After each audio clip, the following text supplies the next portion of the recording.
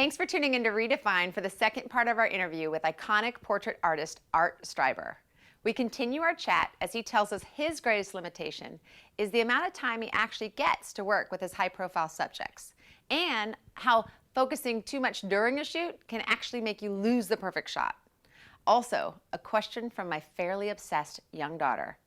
What was it like to work with Justin Bieber? Special thanks to our sponsors Adorama, the photography people, and T1 Line, the voice and data solution experts. And so how often do you usually get here before shoots? I insist on being at a shoot at least 2 or 3 hours in advance. If I haven't scouted the location, 3 or 4 hours in advance. My goodness. If I've scouted the location, 2 or 3 hours in advance, because the kinds of people that I'm photographing don't have a lot of time, right, and appreciate efficiency. And most of the people I photograph don't really like having the picture taken. Really? Or don't enjoy, I mean, they might enjoy the process eventually, but I liken it to dentistry. You know, it's something they have to do, but they wouldn't choose to do it. So we try to make it as smooth and efficient as possible. So if we get to the location 2, 3, 4 hours in advance, we can park, we can unload, we can build our light, we can organize stuff, get it out of the way so that our subject can come in, sit down, and we can have 3 or 4 setups lit and ready to go. So you just got to painlessly move them through. Exactly, because we've had, over the last 2 months, we had 15 minutes with Steven Spielberg, and we had 10 minutes with Clint Eastwood, and we had an hour with Martin Scorsese.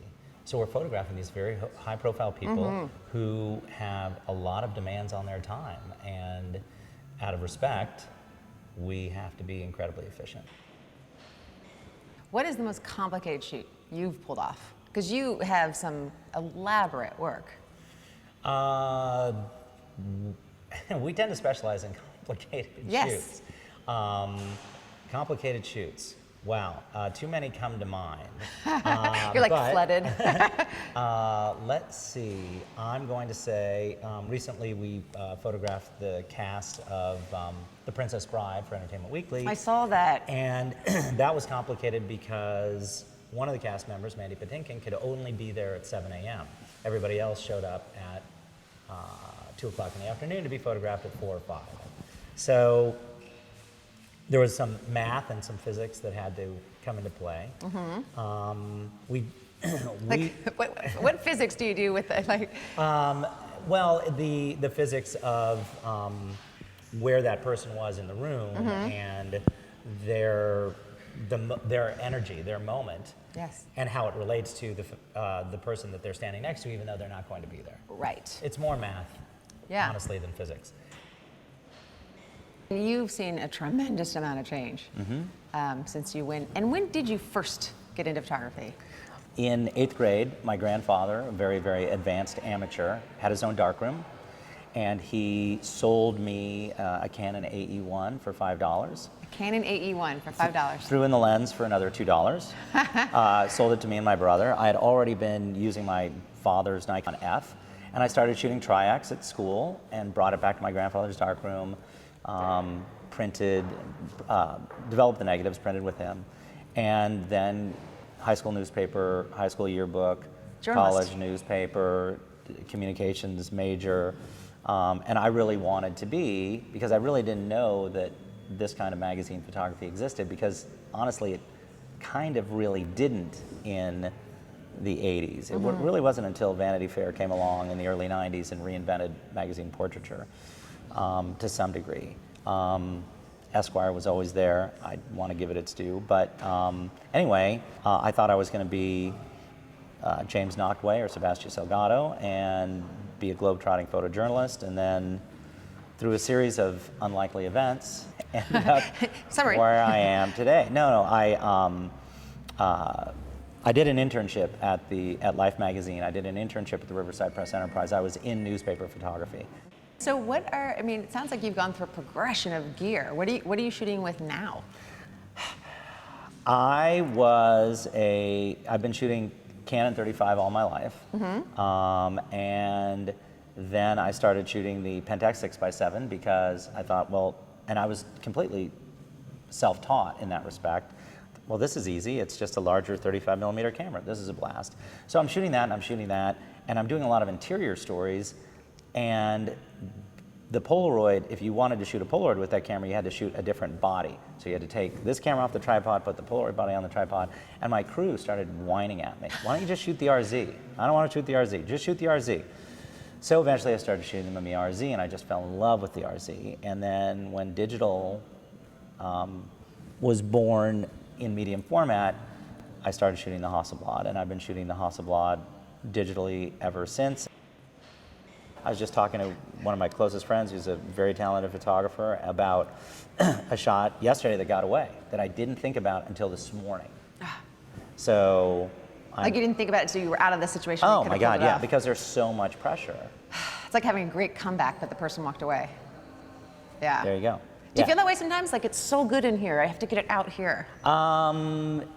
Yeah, I've gotten to this point, fortunately, where I can see the photo, or I can see an idea for the photo. And I just have to figure out if it's appropriate and if it's too expensive and can we pull it off and the time constraints. And then convince the subject in the magazine that this is a great idea. Which is why you said that when you do work with video, you direct it and you make sure you're not holding the video. Is that part of why? It's just to be able to stand back and to get the performance that I want. I'm still directing the lighting. I'm still telling the camera where I want the camera to be. Right. But I have to talk to my subjects. Right. And one of the great downfalls of digital is chimping. And it's actually, it's a legitimate sociological term now. Yes. It's a condition started on the floor of the Lakers game when digital first came out. And if you're doing portraiture, yeah, where's this? And you're not eliciting some kind of response or emotion or moment from your subject, then you're not maximizing the shoot. Yeah. My just turned 10-year-old is obsessed with Justin Bieber. How was that shoot? What was it like for you? That was intense. You know what? That's going to vault to number one. Of complicated? Of complicated, yes, yes. It was an incredible honor to be asked to shoot a Vanity Fair cover. The irony is I photographed my first assignment for Vanity Fair about 17 years ago, and Justin is 17. So that was not lost on me. Justin didn't care. But I had this idea to hire, 20 screaming teenagers. Who, against their will, took the job. Well, that's actually a really great story, and that's one of the great regrets of my career is that we didn't videotape my talking to these girls beforehand, because they had no idea what they were doing that day. But anyway, Justin had 3 or 4 hours that day for the shoot. And we got him at 9 o'clock in the morning at a house up in the hills, in Beverly Hills. And we didn't have, because the shoot was so massive, really didn't have the money for a massive pre-light. Justin shows up, we do 1, 2, 3 setups, and at 10:30, Justin has to leave. And all the girls show up. And the girls sit down and they have no idea what they're doing, except now they're looking at, there's 20 girls. And I said, all right, you guys, how many of you guys have cell phones? And they raise their hands. I said, all right, give your cell phones to your parents.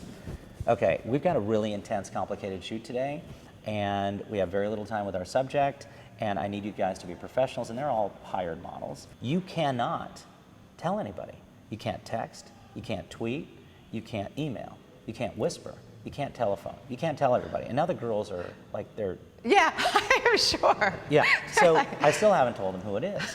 And they're looking at their moms, and they're looking back at me, and I said, today's subject does not have any time, and we've got to be really, really efficient.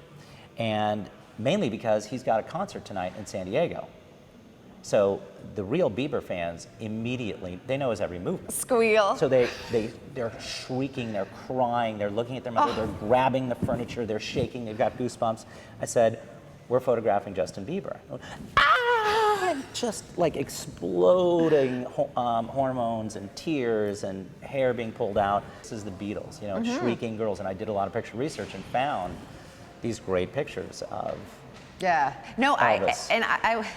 Oh, and that was that what you modeled it after? Mm-hmm. Yeah. Yeah. Interesting. I was in grocery store checking out, pulled the magazine, flipping through. I'm like, who shot this? Art Streiber. I've got to meet him. Thank you. So I am so. I mean, I just thought it was creative. It was fun. It was spirited. It was. Yeah. It was. And if I can muster one of those ideas for a shoot and execute it the way I see it in my head, I'm psyched. Thank you so much. Of course. For taking a lot of time. It looks like the army has arrived and everything's going. Slowly so but surely. best of luck, and I'll be seeing you tomorrow. I hope you enjoyed that conversation with Art as much as I did. Join us next time when we sit down with Australian Portrait Photographer of the Year, Sue Bryce. But in the meantime, have you ever thought to yourself, there is too much wonky color in this room? Fix it up or jazz it up with the MPS sticky filters for your on-camera flash. Little gels that you can slap onto your flash, and voila, you have some fun fills. They are super cheap and fit on most flashes and come in a variety of colors. You can buy them at adorama.com.